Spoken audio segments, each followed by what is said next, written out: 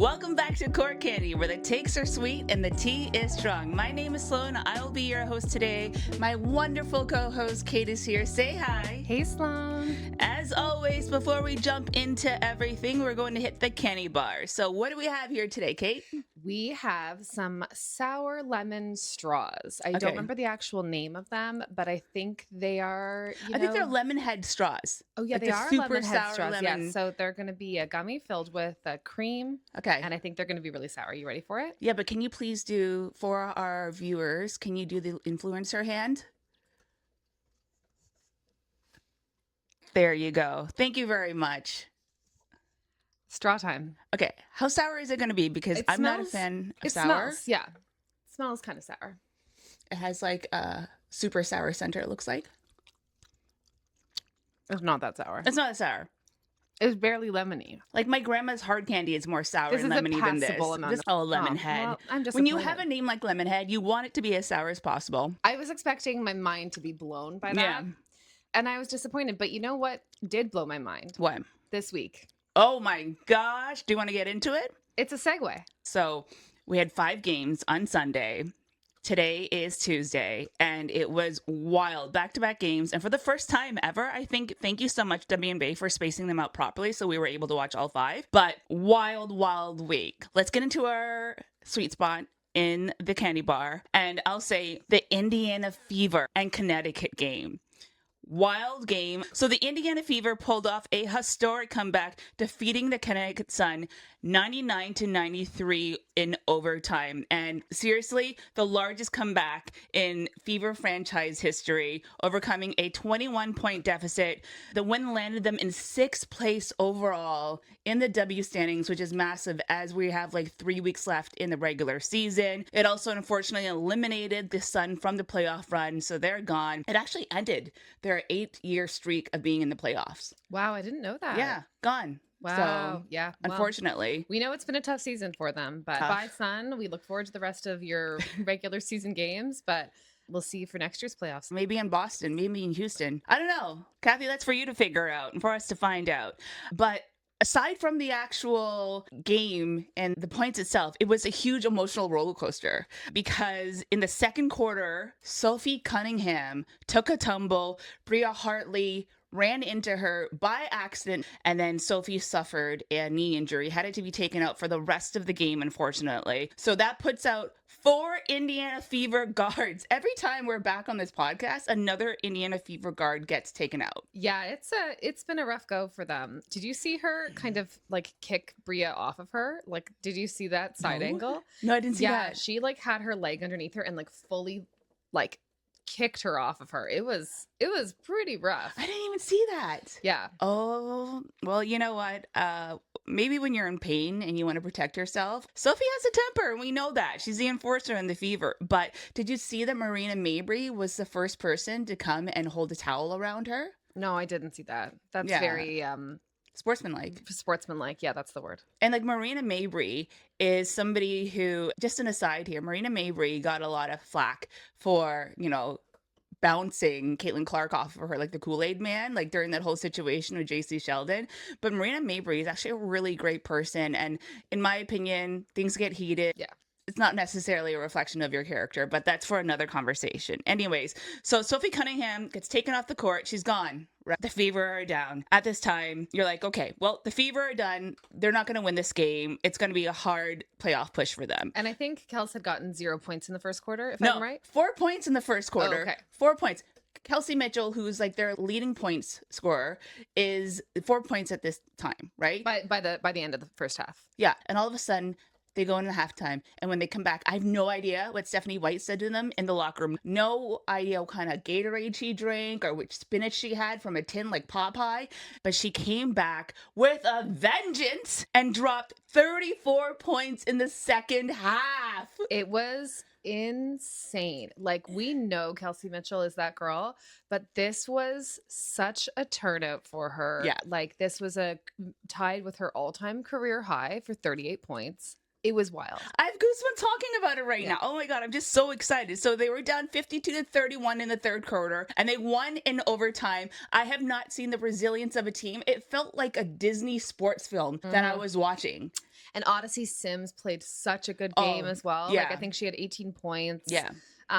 Just a really, really great turnout for this pinch hitter that we've got him right now. Overall, congratulations to the Fever team. Keep up the resilience, and Steph White, continue to keep pushing the team. I'm just really excited to see what else happens. Like, anything can happen to the W. The season is wild. The season is truly a roller coaster. And honestly, I love it for the team. I love it especially for Kelsey, who's been balling so hard and really carrying the Fever forward in what has turned out to be a pretty good season, considering it's a pretty rough season for injuries. Like they're still in the running. I don't think we all expected that. And she's starting to actually be included in some of those top 5 MVP pick conversations, which I'm really happy to see. She's a great baller. At this time, and she got so much praise from her teammates, from players around like the NBA, WNBA, and then guess who chimed in? You're not going to guess. Kennedy Carter. Oh, I didn't see this. Kennedy Carter came in, Hollywood herself, said that it was the best basketball she's ever seen. Wow. And people, Fever fans, actually came in and said, Kennedy Carter, who they hated last year, by the way, right? Because she was Angel Reese's like wing woman, right? Yeah, she got that flagrant, right? Yeah, she got that massive flagrant. Came back and said, Kennedy, please come and join the Fever. Apologize to Caitlin and come back and join the Fever. What was your sweet spot? Yeah, my sweet spot this week was Angel Reese, who really turned out for Chicago. I was going to say her hometown team, but no, not hometown, not Baltimore. But for her team's town, her team town.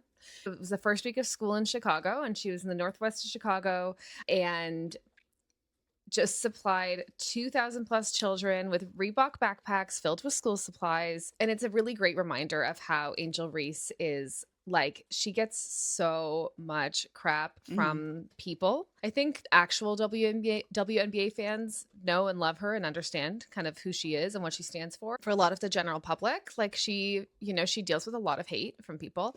And this was just such a beautiful reminder that she is at her heart like a philanthropist, someone who cares about community, whether it's her home community, the community that she went to school in, the community that she's currently playing in, and she's using her relationship with Reebok for good.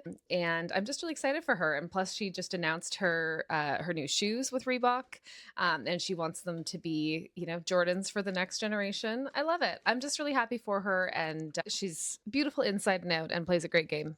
Yeah, I love Angel Reese. There's nothing that you can say or do for me to hate Angel Reese. She's an incredible player. She's breaking records, and she has her eye on the prize, right? She just like the hate, the criticism. I don't know who her mentors are. I think Shaq is one of them, but it just rolls off her back like water.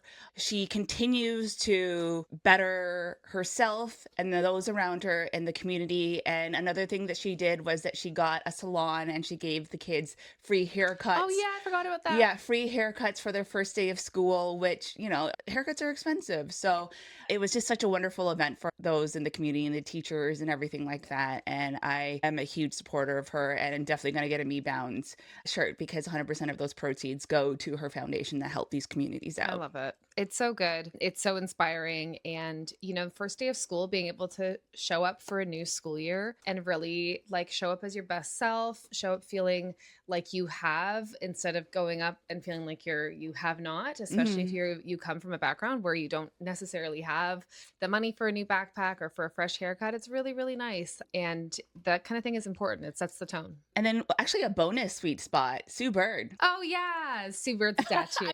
Sue Bird statue was the other mini sweet spot of this week. Big sweet spot for Sue, big sweet spot for Seattle. Her statue was unveiled. She's the first ever WNBA player to get a statue, and a historic all-time great guard for the WNBA. And frankly, a historic all-time great guard for basketball in general, I would say. And just so excited for her. The statue looks great. She is rightfully being recognized. The only not sweet spot of that day was the Storm losing their game. It was such a bummer. I really, really wanted them to pull out a win because of kind of the momentous occasion of Sue Bird's statue and her entire career being with the Storm. Like, it would have been really great. But it was a really great game. It was a great game. It was and one more thing about Sue Bird is that the city of Seattle named, I believe, August 17th as Sue Bird Day. Cute. Yeah. So it's Sue Bird Day, celebrating the impact on both sport and community that she has had. So Sue Bird, We love you. You've made such an impact on the sport and women's sports in general. So we talked about how Vancouver hosted the first regular season game for the WNBA in Canada, right? So it was a Seattle Storm against the Atlanta Dream, and Seattle inched over them and won. And Atlanta is second place. Seattle is way down, like not even They're barely making playoffs. Everybody in Canada turned up. It was so great to see the photos, the videos. I wouldn't say everybody in Canada, but everybody in the vicinity of Vancouver showed up. And it was really wonderful to see. And one of the announcements that was made was that the Toronto Tempo are going to play 2 games in Vancouver in the inaugural season for the Tempo, which is amazing because Teresa Reck, who is a president and GM for the Toronto Tempo, has always said that this is Canada's team. Absolutely. And we are here for it. I really hope that if this is somewhat of a pilot or a test to see if there's an appetite for a WNBA team for another one in Canada, that this is it, because we love it. Yeah, I'm so excited about it. I think the Tempo is doing everything right now. I mean, before we had our podcast, we were definitely gossiping between the two of us about the drama of the name drop for the Toronto Tempo, because it happened unexpectedly late in 2024. And it feels like ever since then, the Tempo has really been able to re-grab the reins of their story and build out this launch of the season in a really fun way. There's a ton of community events, great sponsorships, both from Canada and abroad. So Sephora is sponsoring, CIBC, which is one of the big banks in Canada, is sponsoring. They've got good sponsors on board. They've got great founders on board. We've got Serena Williams. We've got Lily Singh, great people behind the team. And we know from some reporting already that they are actively figuring out their scouting approach. So they are thinking about what makes a great team, not just from a skill set, but also from the vibe set of the team, and what this team will be to the Canadian public. So I think that's really exciting. So we're on the ground here in Toronto, and what you don't see is that they are totally integrated with the community here. They're at every big event. They were at Caravana, they were at Pride, and we see everyone wearing Tempo merch. They don't even have a team yet, and men, women wearing Tempo merch, and it's just so exciting. And one of the questions, because we're active at Court Candy Pod on Reddit, but one of the questions is, can either the Portland Fire or the Toronto Tempo replicate the success that the Golden State Valkyries have? And you're going to hear it first here at Court Candy, but I think that not only the Tempo are going to replicate it, but I think they're going to exceed it. That's a bold statement. It's a bold statement, but I make bold statements. This is a podcast, is what we do. Absolutely. You know, I think like there's been obviously amazing magic with Golden State this season, and they've done a great job with the vibe in the arena. They've done a great job with the branding, the like all of the merch, their mascot release, like they've done such a good job. And I don't know if any of the teams will, you know, be able to match that specifically beat for beat, but I don't think that we should be writing off either of these teams before they even come out the door. No. Will they make it to a playoff run? Let's hope so. I don't know.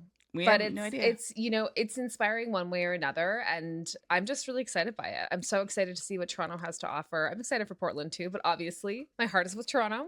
I think it's going to be a lot of fun to see how next season goes. We know how much we love Golden State, right? We love the Golden State Valkyries, but we're also biased because we live in Toronto. We're huge Tempo fans already. So I just really want the Canadian girls. I want Bridget Carlton on the team. I want Aaliyah on the team. I want Leticia Amihere on the team. Love to see Kia Nurse come up. Jordan Canada, you're not Canadian, but your name is. So like, why don't you We're come going to take you anyways. Yeah, we'd love you. Yeah, and hopefully Lisa Leslie is our coach. That'd be so fun. If the American teams don't see her worth, we're going to celebrate the hell out of her. Absolutely. Yeah. I'd also love to see, you know, I think it's the 2028 draft. I'd love to see Silas Swords get drafted to the Tempo. Yeah.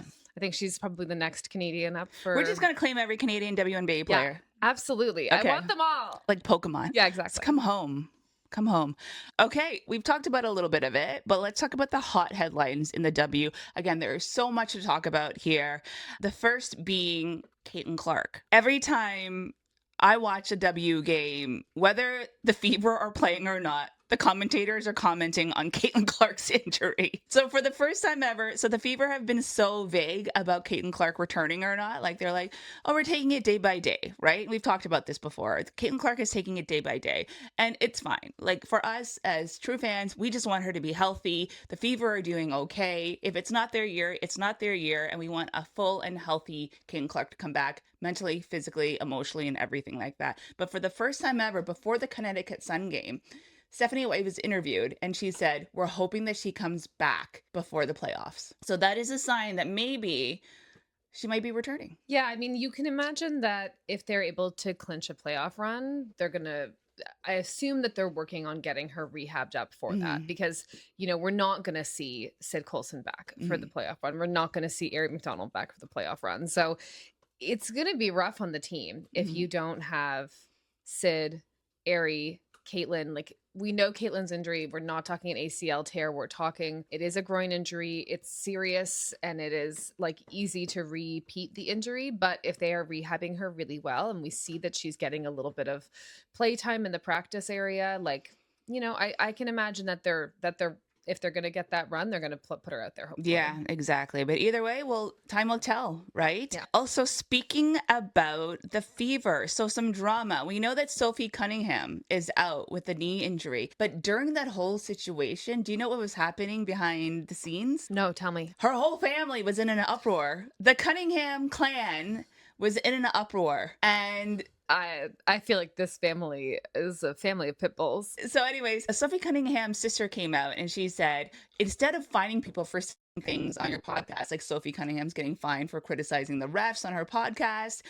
why don't you actually do a good job? You know, she's not wrong because the officiants have been, you know, inconsistent at times. And then her mom came in and she actually criticized Bria Hartley and said that she was somewhat of, I would say, a poor player in terms of her mannerisms. So there's that stuff that's happening.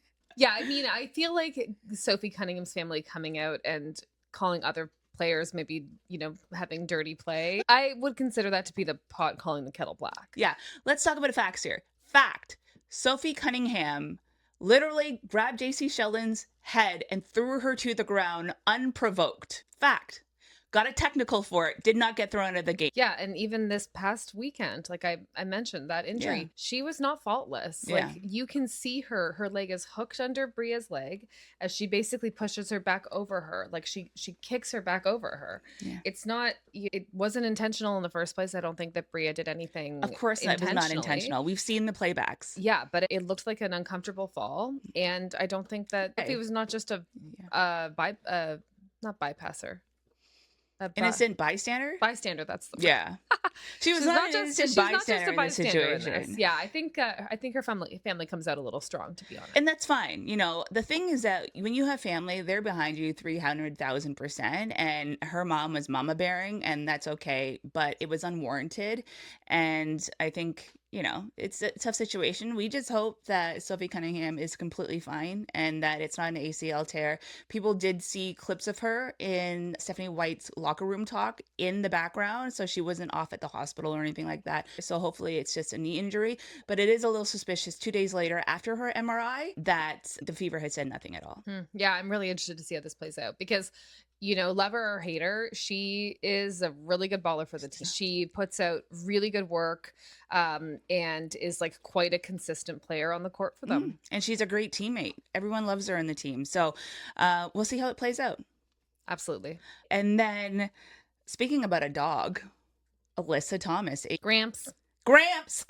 It kills me. It kills me that they call her Gramps because she doesn't play like Gramps. Alyssa Thomas has her 5th triple-double of the season. So she got her 5th triple-double of the season as the Mercury beat the Storm 85-82. So she has now 5 of the 10 triple-doubles of the WNBA this season. And get this, 20 of the 53 in league history. It's insane. She is MVP. I think if she's not high up in the conversation for MVP, I know Fee is probably still the front runner, but Asia's ballin', but she's so low key, but she turns it out. She Yeah. is so good. She is consistent. She's good on both ends of the court.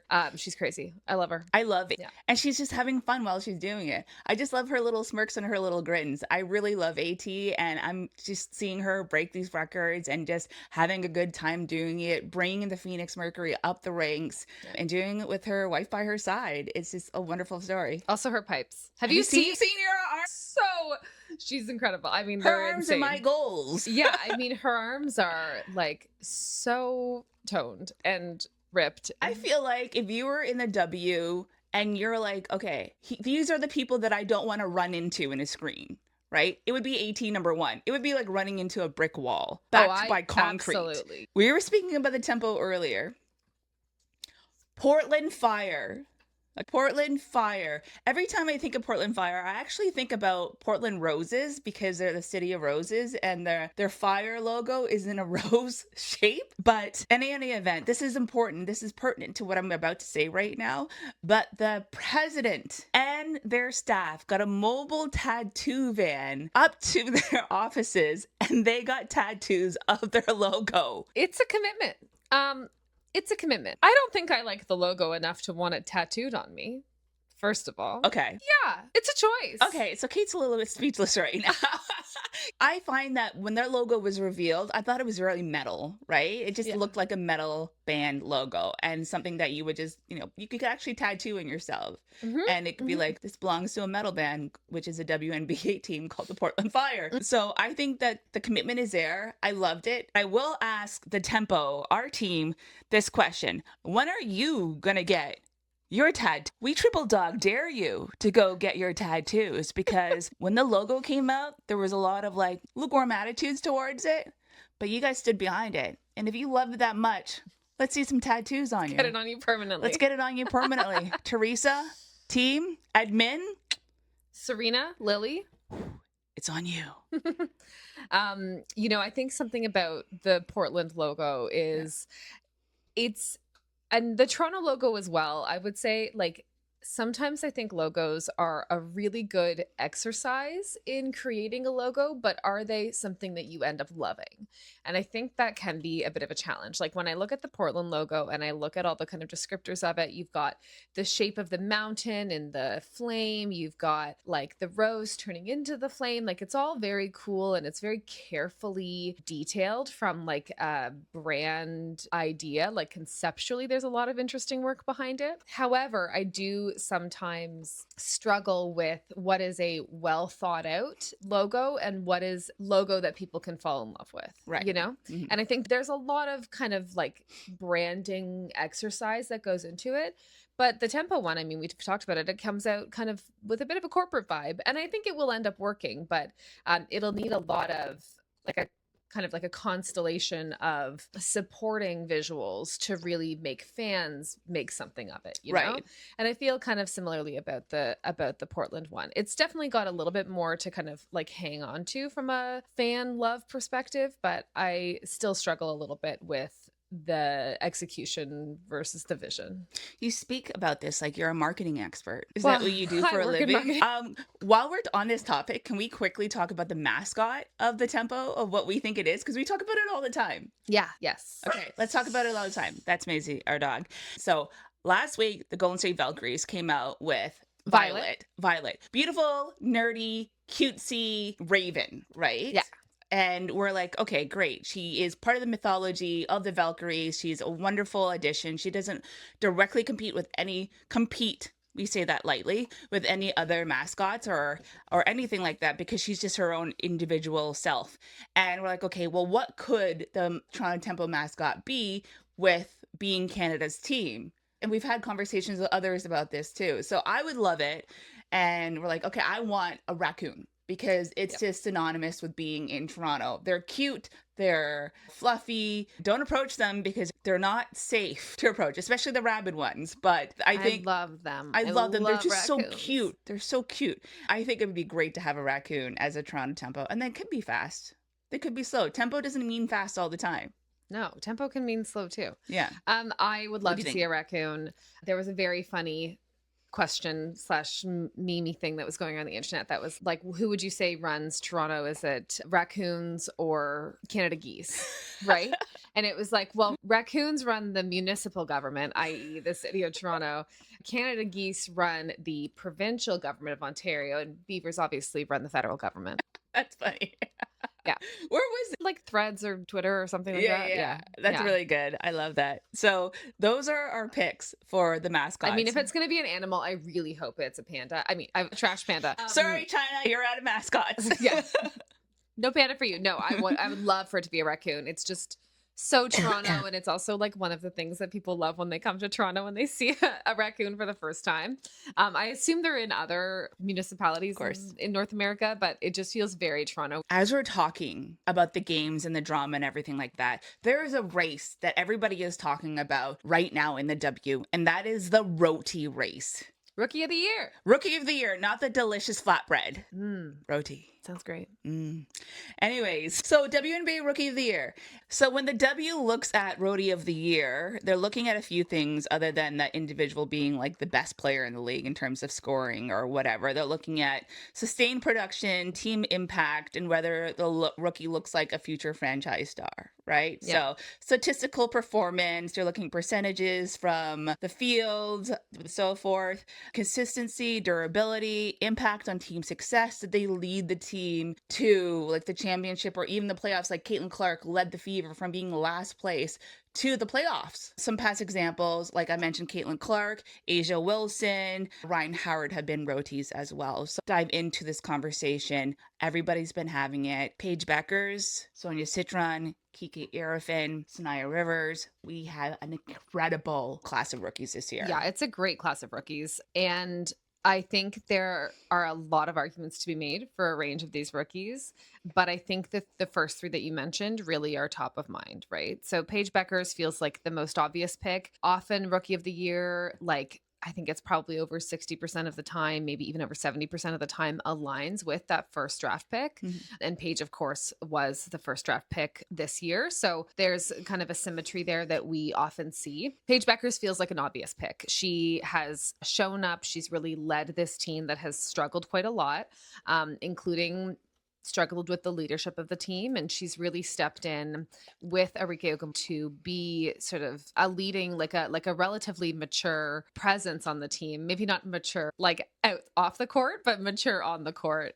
Wait, I just want to say, as a funny person, you can still be mature and funny. I don't like that misconception of being immature. Oh, I'm not saying that she's immature because I'm saying that she might be immature because she has the palate of a child and is an iPad kid. Hey, that's fine. That's fine. She still makes adult decisions. Yeah. No, totally. I mean, I love Paige Beckers. I think she's great. She's a very obvious pick and is clearly kind of aligned as that sort of franchise player for Dallas. You said all the incredible things about Paige Beckers. She is doing what Caitlin Clark is doing too. She's bringing so many eyes to the W from UConn, being that historic team. She has her relationship with AZ Fudd, Paisley. People love them. People are standing them so hard right now. And so she's had a lot of partnerships, a lot of brand partnerships as well, that is just shining a light on the W, on herself as a player. But overall, she is the leading player right now in terms of overall performance. She's averaging 18.6 points per game, 5.4 assists per game, and 4 rebounds per game. And Paige is also selected as a 2025 All-Star player, and she earned Rookie of the Month twice in June and July. And she broke a record where she was the first rookie in league history to reach 500 points and 100 assists. The fastest rookie. So she is amazing. Not only is she a star, but she also has the stats to back it up. Yeah, she's a very mature player. She really understands how to read the court and understand what the other players around her are doing. And she makes great plays. She makes great passes. It's just unfortunate that she's like the Dallas Wings. Yeah, totally. But I mean, that's how first picks are. Exactly. That is, typical of a first round, first pick, draft pick. Yes, to Paige, I think she is like a very clear front runner, and I frankly think she'll probably get Rookie of the Year. Skipping past the Washington Mystics for a second, because there are some other incredible rookies like Sanaya, who has been doing really great work for the Connecticut Sun. I think the challenge here is just that the Sun have not had a good year. I know Dallas hasn't had a good year, but there's still a lot of eyeballs on it. I just think there's no eyeballs on the Connecticut Sun right now. No. And so I think Sanaya will be off of the running simply for the fact that this has not been like a notable season for the team in any way, unfortunately, but she is obviously incredible. And I really need her to drop her skincare routine. Sanaya Rivers, if you're hearing this, please drop your skincare routine. Your skin is please. incredible. It It's is so beautiful. just like every time the camera pans over to you, you're just shining like a goddess. Yes. And also, if you have any tips on styling for middle-aged women, please share them with us. So anyway, love Sanaya Rivers, but I don't think that she'll be like really at the forefront of the conversation. There's so many other good rookies this year. Like you've got Dominique Malonga, you've got Haley Van Lith, Michaela Timpson, who's been doing really great work on the Fever. There are so many good Quinterly, players. Azaya, Gigi Quinterly. yeah, you just have so many. It's a tight race, but these three are way ahead. Yeah. Let's talk about Sonia Citron, who we all love to call the silent assassin. Yeah. Sonia Citron is one of my favorites for sure. She comes into the game. She is a no fuss person. She doesn't get dressed up for tunnels. She's usually late. She's always running in sweats and she's like knocking people over. She almost ran over Kiki Arifin the other day. And she comes in, and what Kiki Arifin said is like, you know, we don't get surprised anymore where Sonia Citron puts up like a 29-point, 30-point game anymore, because it's just what she does. She's such a consistent player, and she has lifted up the Washington Mystics with Kiki Arifin by her side. She is an all-star player. Her and Kiki were the first rookies as a pair from the same team since I think the 90s were to be picked as all-star players. And she was also part of the 3-point contest, right? Yep. She has 14.3 points per game, 4 rebounds, and 2 assists. So she's doing very well, and she's spreading that out. So you can see that the Washington Mystics are a better team than Dallas. So not everybody is relying on Paige the way that they would with the Mystics, right? So her stats are pretty incredible. Her efficiency, she's at 47% field goals, 40% 3 points, and 91% at free throws. She's an incredible player, and she reminds me of a Kelsey Mitchell. Mm-hmm. Yep.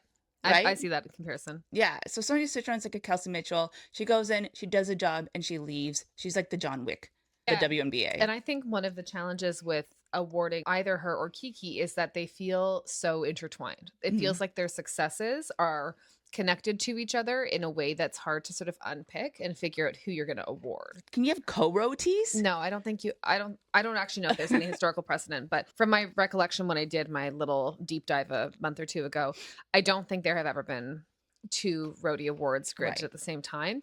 And they do think it would be hard to break apart Sonia from Kiki and Kiki from Sonia, because part of what they have brought to the Washington Mystics is like an incredible like mix of their skills, of their positions on the court, the sort of spark that they have between the two of them, the way that they understand each other and can read each other, and they make great plays together.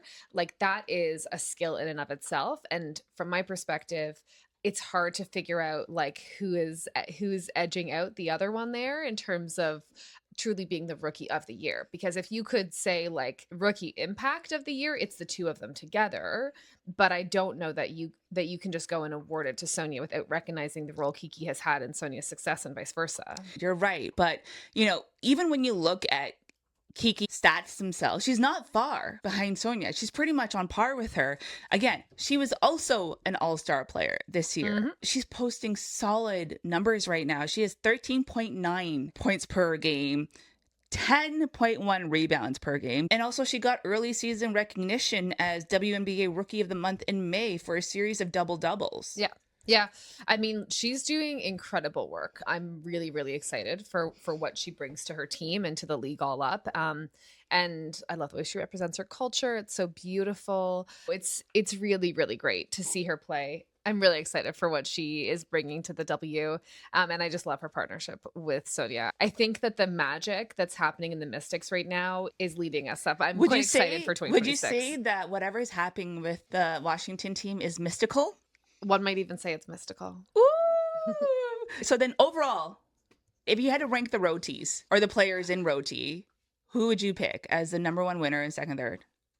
I think I would go with a garlic roti, and then I would go with no, I'm kidding. No, that's really a non. I was going to But say, I'm like, you're talking girl. I You're know. talking nonsense. Don't kill us. That's good though. That was fun. Yeah. Yeah, so I would say I still think that Paige is probably in the lead, and reasonably so. Followed closely by Sonia and Kiki. Again, I think Sonia edges her out slightly in stats, but I just think the biggest challenge is like, how do you separate the two from each other? Yeah. So for me, I think it's Paige Beckers 100%. She's breaking records. She's making an impact for the team. Without her, the Dallas Wings would be like negative. They wouldn't even be on the standings at all. And especially with their current leadership team. But I think definitely Paige Beckers number 1, Sonia Citron number 2. I think Fanning follows up, and then everybody else, it's a close race. I'm just really having a great time watching them grow and watching them have a wonderful time. And even Pow Pow, honorable mention to Pow Pow, just a cutie patootie having fun with her team. Yeah. It's wonderful to see. I love it. I love this this cohort of rookies. I think I like it even more than last year, which is funny because at the point of drafting, I was kind of like, oh, it feels like there's a lot of players who are holding back to wait until, the new Players Association comes to new terms for their deal. So I feel like there's a lot of players who took that 5th year of college to sort of hold off and see what's going to happen with the CBA negotiations this year. When the draft happened, I was maybe not so excited about every one of these players. And then as the season's gone on, I just think and we just got to know them as individuals, right? Yeah. Yeah. They're so great. There's so many great personalities, great players. It's really been a pleasure. That's it for this week's Court Candy. It has been so fun chatting with you about all of the teams in the league right now who are surprising us in new and exciting ways. It's been great chatting about the ROTY race. If you have thoughts on who you think is going to be this year's Rookie of the Year, if we've missed somebody, or if you have a dark horse that you think might pull up and win the race, we'd love to hear about it. So we'll see you next week. And in the meantime, be sure to like and subscribe. We are Court Candy Pod on all platforms. That's TikTok, YouTube, Instagram, and Threads. We look forward to talking to you there. Bye-bye. Bye. Thank you.